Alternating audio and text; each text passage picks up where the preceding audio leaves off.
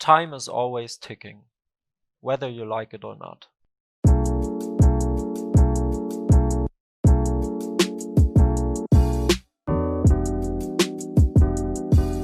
Time and its concept is something very strange. It is always present, yet incomprehensible, but still affecting us.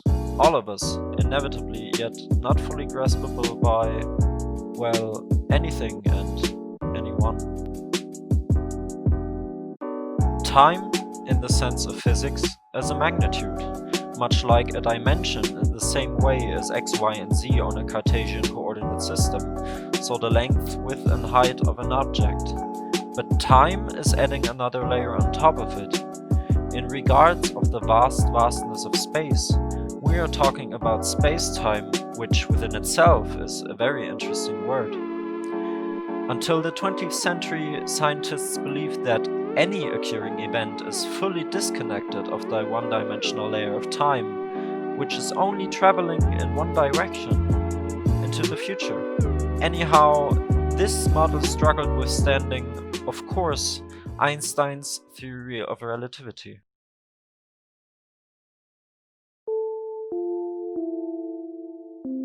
With Einstein's theory suggesting that time, and the rate at which it passes, is always connected to an object's velocity relative to the velocity at which the observer of the object is traveling, this opened up a completely new field which, in the long term, led to the discovery of quantum mechanics and gravitational waves. The main takeaway here is that time is indeed connected to the before known three-dimensional reality we are living in, adding a fourth one. But this is also adding problems regarding the understanding of, well, our whole existence. We as humans can't experience time in the same way we do with everything else we are surrounded by. We can tell if something is far away from us, if something is big or small, fast or slow. But, well, with time, it all works dramatically different. Of course we are able to tell what time it is and if a person is young or old. We can also, in most cases, guess how much time we've just spent with an activity and have a more or less good working inner biological clock. But time is the only magnitude we are not able to affect by our actions in any possible way. We are, in essence, held hostage by time.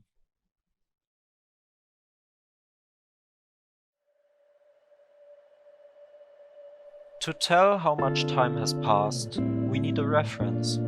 Take a photo album, for example.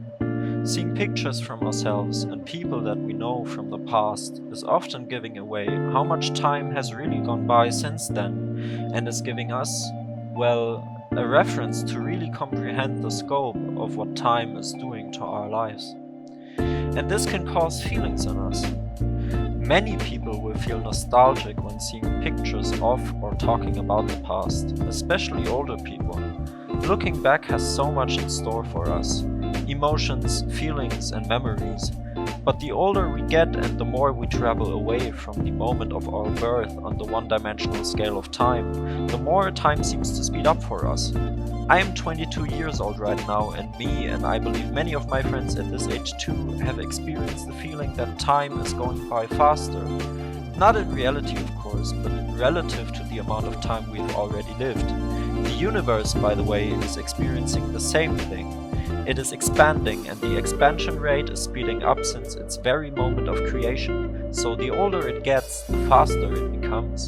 So, in this regard, even though just in the sense of relativity and time, we are our own little Big Bang. Time is a precious resource. It's something that you can possess in a way even though you can't. You can give it value, fill it with what you are curious about and what makes you happy. You can waste it, you can feel stuck in it, you can see it pass by, but you can't control it, you can't change it, and you can either experience it only by going into the future or looking back on it by either remembering the past or looking at something that is giving a comparable reference to you. It can feel very devastating to know that time isn't graspable for us in any way. and even more so that it is limited. There will be a moment in a very distant future, long after all life and all planets have vanished from the universe, that time itself will become non-existent. When there isn't a living species around anymore to observe time, and there is no object left to give reference of it, it will vanish as well. So time is, to a certain extent, living in us because of our ability to observe and reference it. Our lives are circling around time and are bound to it in the same way. But even though this is the case, this is the only thing we can really do about it, being exposed to, observe, and give reference of it. Imagine experiencing the fourth dimension of time the same way you do with the three dimensions of width, height, and length. Would this be a pleasant feeling? Would it make more sense? Would the fact that time isn't infinite and life isn't either feel even more devastating?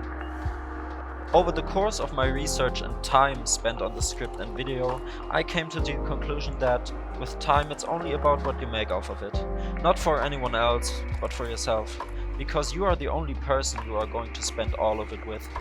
Because time will always be ticking. Whether you like it or not. I'm just trying to think about the future and not be sad.